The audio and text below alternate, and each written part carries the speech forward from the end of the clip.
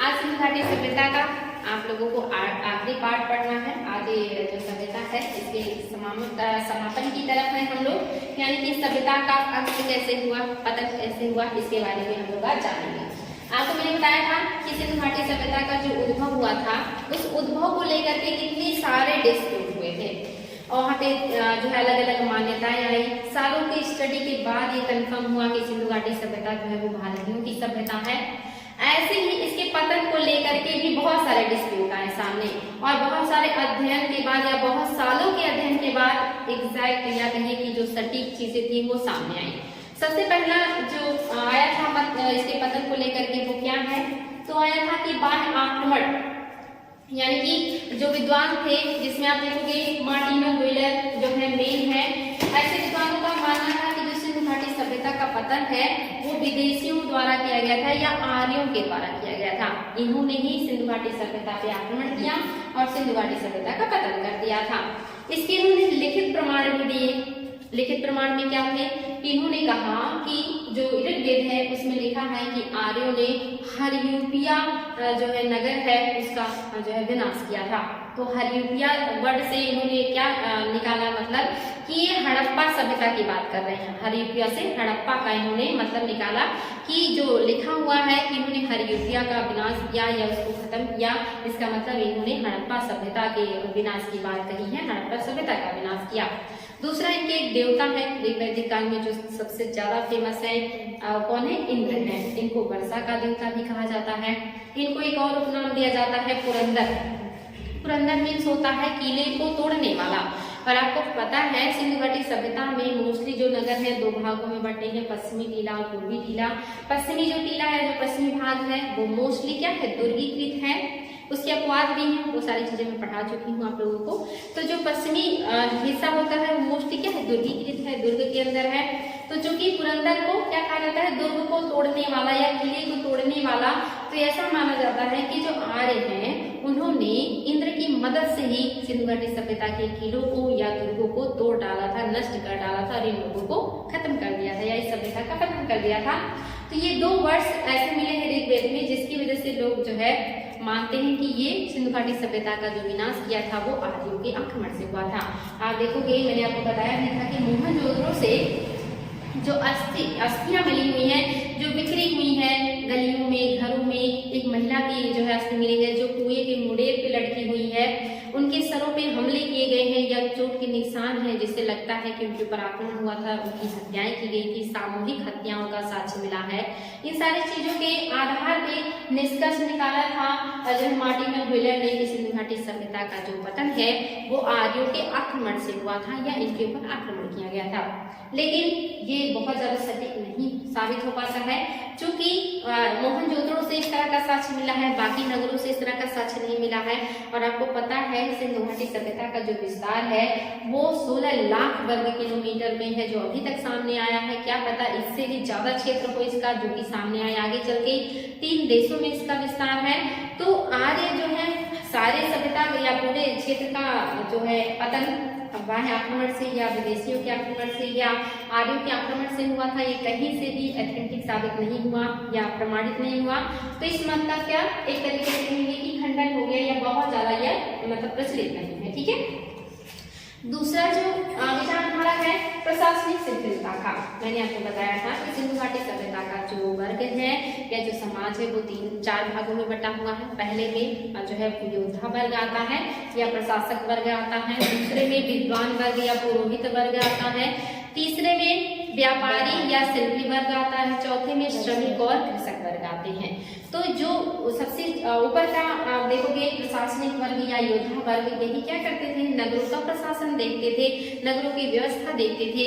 आपको पता है सिंधु घाटी सभ्यता का नगर नियोजन जिस तरह का है, और वो भी एक नहीं ऐसे बहुत सारे नगर हैं। खास करके आप देखोगे 7 महानगर है, इसके अलावा बहुत सारे नगर मिले हैं और सारे नगरों की व्यवस्था लगभग एक जैसी मिलती है कि जो है सड़कें एक दूसरे को चौकोर मतलब जो समकोण पे काटते हो, नालियां जो है वो ढकी हुई हो, पक्की हो और जो है बहुत व्यवस्थित है, रोड पे अतिक्रमण नहीं है, जो है इस तरह का कहीं भी अनियमितता नहीं पाई जाती है। तो इतनी बेहतरीन प्रशासनिक व्यवस्था या इतना बेहतरीन नगर नियोजन जो है वो वहाँ का प्रशासनिक वर्ग कर रहा था होगा, या वहाँ का कोई भी ऐसा समिति या ऐसा कोई मतलब जो है संस्था रही होगी जो इन सारी चीजों को कंट्रोल करती थी। वहाँ की चीजों को आपको मैंने बताया था कि घर जो है रोड और जो नालियां हैं वो ये साथ बनाए गए हैं, तो कहीं ना कहीं उसमें लोगों का नियंत्रण था, तब जाकर के इतनी व्यवस्थित तरीके से चीजें बनी थी। आज देख रहे हो हमारे पास इतना सारा प्रशासन है, नियंत्रण है, कदम कदम पे अलग अलग तरह के आप देखोगे पुलिस व्यवस्था है, लेकिन तब भी जो है नगर व्यवस्था या जो शहर है वो बहुत अच्छे से नहीं वर्क कर पा रहे हैं, प्रॉब्लम्स रहती हैं। तो उस समय जाहिर सी बात है कि कोई तो प्रशासनिक वर्ग था जो इन सारी चीजों के ऊपर निगरानी रखता था और नगरों के प्रशासन को देखता था। तो माना जाता है कि ये जो प्रशासनिक वर्ग था धीरे धीरे इसका जो प्रशासन पे उतना नियंत्रण नहीं रह गया, ये प्रशासनिक वर्ग धीरे धीरे क्या हो गया, शिथिल हो गया या कमजोर पड़ गया, और ये धीरे धीरे नगरों का पतन हो गया। जो व्यवस्था थी वो धीरे धीरे जो है वो खराब हो गई। ऐसा क्यों कहा विद्वानों ने, क्योंकि जो बाद के मिले हैं नगर, उसमें मिला है कि जो नगर है वो बहुत तेजी से उनका पतन होने लगा, ह्रास होने लगा। जो लोग मतलब मकान बनाने लगे तो वो अतिक्रमण करने लगे, जो बड़े बड़े शहर थे या नगर थे वो अब तंग बस्तियों में तब्दील होने लगे थे। जो घर थे, जो उनके आंगन थे वो पतली रेखा से विभाजित होने लगी, यानी कि लोग जो है बंटवारा करने लगे। उसके बाद इतना ज्यादा उसमें मतलब एक तरीके से कहिए कि पतन या ह्रास होने लगा कि जो बाद में भवनों का निर्माण होने लगा वो पुरानी ईंटों से होने लगा, यानी कि नई ईंटों से भवनों का निर्माण बंद हो गया। इसका मतलब कहीं ना कहीं वो वहाँ के जो ईंट भट्ठे थे, जो फैक्ट्रियां थी वो प्रभावित हुई थी, लोगों के पास पैसे की कमी हुई थी, जो शहर है वहाँ पे प्रशासन में शिथिलता आई है, तभी जाकर के इस तरह की चीजें वहाँ पे होने लगी थी। ये बाद में इस तरह के प्रमाण मिले हैं। तो ये प्रशासनिक शिथिलता जैसी बात है कि प्रशासनिक शिथिलता हुई होगी और जो है नगरों का धीरे धीरे पतन हुआ और फिर विनाश हो गया। लेकिन ये भी बहुत ज्यादा प्रमाणित नहीं है, क्योंकि सारे नगर मानते हैं नगरों का पतन हो जाएगा प्रशासनिक शिथिलता से, लेकिन ग्रामीण बस्तियां कहाँ गई, फिर वो लोग कहाँ गए जो गांव में रहते थे, तो उनको तो रहना चाहिए था, उनको विकास करना चाहिए था, आगे बढ़ना चाहिए था। तो प्रशासनिक शिथिलता के जो है कुछ प्रमाण मिले हैं, लेकिन पूरी तरीके से पतन के लिए ये रीजन भी जिम्मेदार नहीं है, तो इसे भी क्या किया गया, खारिज कर दिया गया। तीसरा क्या है, आर्थिक अराजकता। आपको पता है कि किसी भी नगर का जो विकास होता है वो क्या होता है, आर्थिक आधार पे होता है। जब भी कोई प्रॉब्लम होती है तो सबसे ज्यादा क्या प्रभावित होती है, अर्थव्यवस्था प्रभावित होती है। अगर मान लीजिए सूखा हुआ तो भी अर्थव्यवस्था प्रभावित होगी, बाढ़ आया तो भी अर्थव्यवस्था प्रभावित होगी, महामारी आई तो भी अर्थव्यवस्था प्रभावित होगी। अभी आप देखो कोरोना महामारी आया तो पूरे विश्व की अर्थव्यवस्था क्या हो गई, डैमेज हो गई, सारे देश की अर्थव्यवस्था डिस्टर्ब हो गई। तो ऐसा माना जाता है कि वहाँ की अर्थव्यवस्था ही डिस्टर्ब हो गई थी, यानी कि जो है अर्थव्यवस्था यानी कि यहाँ का उत्पादन जो था वो घटने लगा था, अधिशेष कम हो गया था, नगरों में सप्लाई कम हो गई, विदेशों को निर्यात कम हो गया। ऐसा माना जाता है कि जो वहाँ के राजा थे, मैंने आपको बताया था कि अभिलेखों में उन्होंने इस बात का उल्लेख किया है कि सिंधु घाटी सभ्यता के लोग, मकरान के लोग और बहरीन के लोग हमारे यहाँ लंगर डालते हैं। तो इस तरह से जो उल्लेख होता था मेलुहा का, वो उल्लेख धीरे धीरे जो है कम होते होते बंद हो गया, यानी कि हमने व्यापार हमारा प्रभावित हो गया, यानी कि व्यापार कहीं न कहीं से रुक गया या बंद हो गया या खत्म हो गया। हमने विदेशों को निर्यात करना बंद कर दिया। जाहिर सी बात है निर्यात करना कब बंद करेंगे, जब हमारे पास उत्पादन कम हो जाएगा या कोई और प्रॉब्लम हो जाएगी। तो यहाँ के लोग मानते हैं कि यहाँ के नगरों का पतन के पीछे आर्थिक अराजकता है और यहाँ के लोगों की जो आर्थिक स्थिति थी धीरे धीरे खराब हो गई, तो सारी चीजें जो है वो अव्यवस्थित हो गई और नगरों का पतन हो गया। तो ये तीसरा रीजन था, लेकिन इसे भी खारिज कर दिया गया कि आर्थिक स्थिति पे पूरी सभ्यता का विनाश हो जाना कहीं से भी सटीक नहीं है, कहीं से भी ऑथेंटिक नहीं है। इसके बाद जो चौथा मत आया था वो आपका आया था प्रशासनिक शिथिलता का। ठीक है, ये प्रशासनिक शिथिलता है, ये आपका चौथा है, चौथा कारण माना जाता है, सॉरी प्राकृतिक एवं पर्यावरणीय कारण, ये आपका चौथा कारण है और यही सबसे एथेंटिक जो है कारण है। अब इसमें आप देखोगे जो पहला बताया गया बाढ़, दूसरा सूखा, तीसरा जो है जल धारा में परिवर्तन या नदियों के मार्ग में परिवर्तन, और उसके बाद इसी क्रम में आप देखोगे जलवायु परिवर्तन, भूतात्विक परिवर्तन, पारिस्थितिकी परिवर्तन और बाढ़ जो है महामारी और अग्निकांड। ये सारे जो है ये नेचुरल रीजन बताए गए हैं, प्राकृतिक कारण बताए गए हैं, पर्यावरणीय बदलाव बताए गए हैं और यही जो है वो जो है सही रीजन माना जाता है। इसमें जो पहला रीजन माना गया बाढ़ का माना गया है, यानी कि बाढ़ से सिंधु घाटी सभ्यता में कई नगरों का विनाश हुआ है।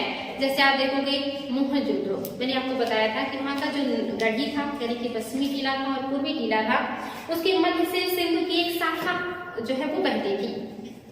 तो वहाँ का जब खुदाई हुआ तो कई लेयर्स खुदाई में पता चला कि वहाँ पे जो है बाढ़ आया था। चांदहुद्रो, वहां से आप देखोगे 125 किलोमीटर दूर बाएं तट पे चांदहुद्रो है, जो मोहनजोदड़ो है वो दाएं तट पे है सिंधु नदी के, वहां से भी बाढ़ का साक्ष्य मिला है। तो ऐसा माना जाता है कि सिंधु घाटी सभ्यता में मोहनजोदड़ो और चांदहुद्रो का जो है वो बाढ़ से विनाश हुआ था। ऐसे और भी स्थल है जिनका बाढ़ से विनाश होने का साक्ष्य मिला है। जो दूसरा रीजन है वो सूखा माना गया है। आपको पता है जो घग्गर नदी है राजस्थान में बहती है, इसके किनारे हरियाणा के राजस्थान के बहुत सारे नगर मिले हैं, जैसे राखीगढ़ी हो गया, बनावली हो गया, कुड़ाल हो गया, कालीगंगा हो गया। माना जाता है कि ये नदी में पानी की कमी हो गई या सूखा हो गया। सौराष्ट्र जो गुजरात का क्षेत्र है, यहाँ पे भी सूखे का प्रमाण मिला है कि वहाँ पे पानी की कमी या सूखे की वजह से लोग वहाँ से विस्थापित हो गए होंगे या वहाँ के लोग जो है वो खत्म हो गए होंगे, तो सूखे का भी प्रमाण मिला है। तीसरा जो रीजन है वो आपका जलधारा में परिवर्तन या नदी मार्ग में परिवर्तन। आपको मैंने बताया था कि जो हड़प्पा है, यहाँ से रावी नदी जो है वो बहती थी, जो कि हड़प्पा के पास से बहती थी, उसी के तट पे जो है हड़प्पा का विकास हुआ था। आपको पता है कि उस समय के जो लोग थे वो पानी कहाँ से उपयोग करते थे, या तो बारिश के पानी को स्टोर करके करते थे या फिर नदियों से पानी को लाते थे, कुएं की खुदाई करते थे। तो जो रावी नदी है वो हड़प्पा नगर के पास से गुजरता था, या हड़प्पा नगर रावी नदी के किनारे ही बसा था, और नदियों में पानी हमेशा रहती है और उस पानी से आसपास का जो जल स्तर है वो मेंटेन रहता है। यानी कि वहाँ पे अगर कुएं की खुदाई करेंगे या गड्ढे खोदेंगे तो पानी आपको आसानी से उपलब्ध हो जाता है। लेकिन ऐसा प्रमाण मिला कि जो रावी नदी है ये हड़प्पा से अपना मार्ग परिवर्तन करके 8 किलोमीटर दूर से प्रवाहित होने लगी। जब वो इस सभ्यता या इस नगर से काफी दूर से प्रवाहित होने लगी तो वहाँ का जल स्तर क्या हो गया, नीचे चला गया या गिर गया, यानी कि कुओं में पानी की उपलब्धता अब खत्म हो गई। जो नदियों से लोग खेती सिंचाई कर लेते थे, डेली पानी के लिए जो उनको जरूरत होती थी, जो पूर्ति कर लेते थे, वो क्या हो गई, पूर्ति जो है अबाधित हो गई, यानी कि बाधित हो गई। अब जो है अबाध रूप से कार्य नहीं चल पा रहा था। तो नदियों के मार्ग के परिवर्तन की वजह से भी सभ्यता में कई नगरों का पतन का साक्ष्य मिला है। ठीक है, तो ये आपका हो गया। और चौथा है जलवायु परिवर्तन।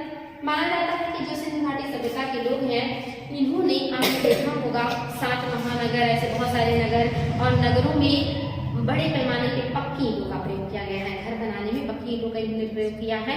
आपको पता है कि ईंट को पकाने के लिए हमें बड़े पैमाने पे लकड़ियों को जलाना पड़ता है। आगे आप देखोगे ईंट भट्ठों में कोयले और लकड़ियां बड़े पैमाने पे जलाई जाती हैं, जिससे इन्वायरमेंट में डिस्टर्बेंस होता है और बड़े पैमाने पे जंगलों और लकड़ियों का विनाश होता है, जो हमारे इन्वायरमेंट को क्या करता है, डिस्टर्ब करता है। सिंधु घाटी सभ्यता के लोगों ने बड़े पैमाने पे वहाँ के आसपास के लकड़ियों का या जंगलों का विनाश करके ईंटों को पकाने में या अपनी डेली यूज के जैसे खाना बनाने के लिए, घर में आप देखोगे छत भी लकड़ियों के होते थे, दरवाजे भी लकड़ियों के होते थे, और भी जो उनकी बैलगाड़ी और भी चीजें होती थी लकड़ियों से होती थी। इन्होंने लकड़ियों का बड़े पैमाने पे दोहन किया और आसपास के जंगलों का भी इन्होंने बड़े पैमाने पे कटाई किया, जिसकी वजह से यहाँ का पारिस्थितिकी असंतुलन हो गया। आज भी आप देखोगे ग्लोबल वार्मिंग की बातें चलती रहती हैं। माना जाता है कि पेड़ तेजी से कट रहे हैं, जिससे कार्बन डाइऑक्साइड की मात्रा बढ़ रही है, तो जो है ग्लोबल वार्मिंग हो रहा है। ग्लोबल वार्मिंग की वजह से जो है सारी चीजें डिस्टर्ब हो रही है, कहीं बाढ़, कहीं सूखा, कहीं कुछ इस तरह की चीजें हो रही है, सुनामी आ रही है। तो उस समय के लोगों ने भी इस तरह से पर्यावरण का दोहन किया था। इस वजह से क्या हुआ, वहाँ डिस्टर्बेंस हुआ और इस सभ्यता का पतन हुआ। एक भी विचारधारा सामने आई। इसके अलावा भूतात्विक परिवर्तन, यानी कि आपको पता है कि जब हम मिट्टी का लगातार उसमें खेती करते हैं, कृषि करते हैं, उत्पादन करते हैं, तो मिट्टी क्या होती है, अनउर्वर हो जाती है, ऊसर होने लगती है। जैसे वर्तमान में हम जो हमारी जमीन है उसमें बहुत ज्यादा हम फर्टिलाइजर का उपयोग कर रहे हैं, तो उत्पादकता उसका घट गया है। हालांकि नए नए बीजों का, टेक्नोलॉजी का उपयोग करके उत्पादन तो हम कर लेते हैं, लेकिन क्वालिटी या जो गुणवत्ता है मिट्टी का वो कम होते जा रही है। धीरे धीरे मिट्टी क्षारीय होती जा रही है, उसमें तत्वों की कमी होती जा रही है।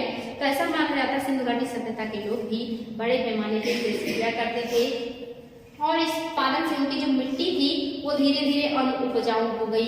अनुपजाऊ होने से खाद्यान्नों की कमी होने लगी, यानी कि नगरों को निर्यात कम हो गया, विदेशों को निर्यात कम हो गया, अधिशेष अब क्या हो गया, वो कम हो गया।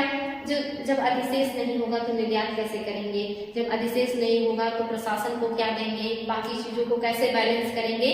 तो कहीं ना कहीं माना जाता है कि वहाँ की जो मिट्टी है उसकी उर्वरता कम हो गई, उत्पादन कम हो गया, जिसकी वजह से नगरों का पतन होने लगा, निर्यात घट गया, तो आर्थिक समृद्धि जो थी वो खत्म होने लगी। और ये भी एक रीजन माना जाता है कि सिंधु घाटी सभ्यता के पतन का भूतात्विक परिवर्तन।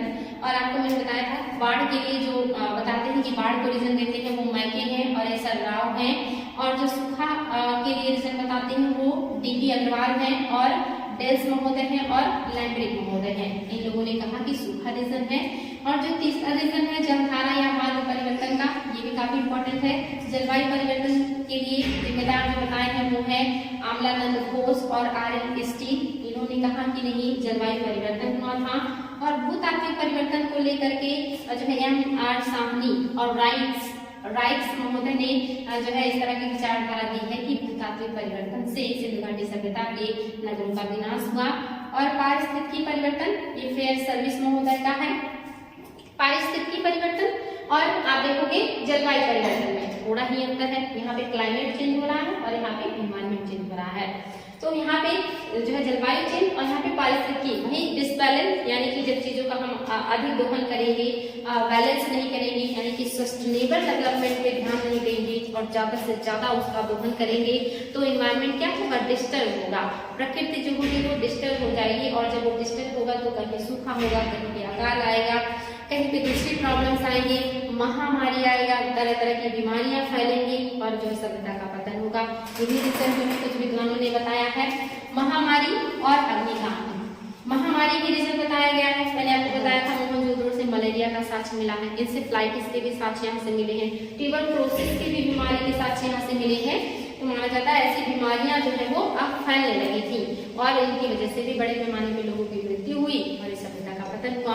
अग्निकांड भी रीजन बताया गया है। ऐसे बहुत सारे प्लेस मिले हैं जहाँ से पता चला कि वहाँ के जंगलों में, वहाँ के जो है चीजों में आग लग गई थी और आग लगने से वहाँ के आसपास की जो बस्तियां हैं, जो नगर है, वो जल के खत्म हो गए थे और सिंधु घाटी सभ्यता का पतन हो गया था। तो ओवरऑल इतने सारे जो है रीजन है, जिसमें से ये तीनों रीजन अब बहुत ज्यादा इनको मान्यता नहीं दी गई है। जो मान्यता दी गई है वो प्राकृतिक परिवर्तन और पर्यावरणीय कारण को दी गई है, और उसमें से ये सारे कारण जिम्मेदार हैं सिंधु घाटी सभ्यता के पतन के लिए। बाढ़, सूखा, जलधारा में परिवर्तन, जलवायु परिवर्तन, भूतात्विक परिवर्तन, पारिस्थितिकी परिवर्तन, महामारी और अग्निकांड। ओवरऑल इन सारे रीजन को माना जाता है जिम्मेदार, क्योंकि जो सिंधु घाटी सभ्यता है वो बहुत बड़े क्षेत्र में फैली है। मैंने आपको बताया था पाकिस्तान से अफगानिस्तान, पाकिस्तान और आप देखोगे इंडिया, ये 3 देशों में मिला करके इस सभ्यता का विस्तार था।